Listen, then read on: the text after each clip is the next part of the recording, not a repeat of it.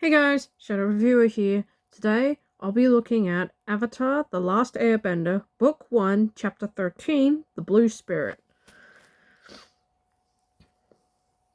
It's another pretty decent episode. I like the setup, I like the tension, and I like the twist. So yeah, the previous episode is having a nasty effect on Sokka, and he starts getting really sick. And unfortunately, Katara's following closely behind him. So Aang, being the best friend he is, immediately goes out to find a cure. But unfortunately, that's the least of his problems when Commander Zhao gets promoted by the Fire Lord to Admiral Zhao, and he hires a team of what do you call them, archers, to hunt down Aang, and unfortunately, he succeeds. So not only is Aang captured, he can't get the cure to his friends because they could die. Yeah. And this is honestly the moment where I hated Admiral Zhao. Not in a bad way, but a surprisingly good way. And how do we put it? A character we love to hate. One that we absolutely despise. He pretty much taunts Aang while he's up in chains that not only is he going to keep him alive to the rest of his days, and that nobody is coming to save him. Man, does that hit hard. But then suddenly, as was shown in an earlier scene, where of course Zhao got his promotion, there was an interesting character with a blue mask. And yeah, this is obviously this character is named the same as the episode. So we don't know what this character is. Is he working with the Fire Nation, or is he a loner?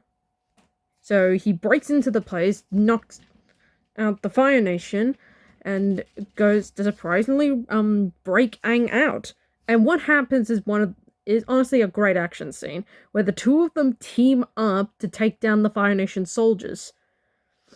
And when they get to the front gate, actually I'll get that in a bit, you would think this new character wouldn't listen to Aang, but he, or maybe she, helps out, decides to listen, and they also work together so well. And now when they get to the front door, at first I thought it was dumb that Admiral Zhao decided to let them go, but it turns out it was to let them think they're getting away when really he's got a couple of archers to set up for the kill shot. And yeah, it doesn't kill the blue spirit, it just knocks the he/she out. The him/her out. And yes, spoiler alert here if you haven't, and spoiler alert here. So try and pretty much skip until the end.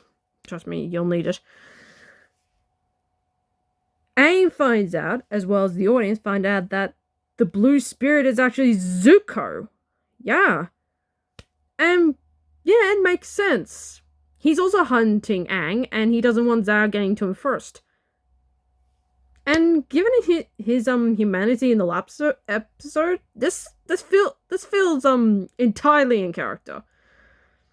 And just instead of leaving him there, Aang decides to take him with him. And even though Zuko doesn't thank him, he knows that he owes Aang a favor later. And I'm willing to bet it's going to be a long favor.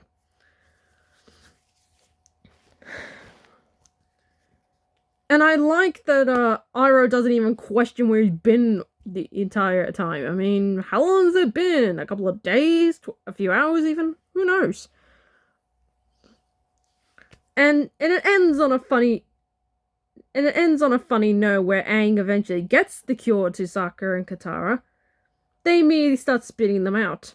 I'm willing to bet it's not the frogs that cured them. It was the stone casing around that helps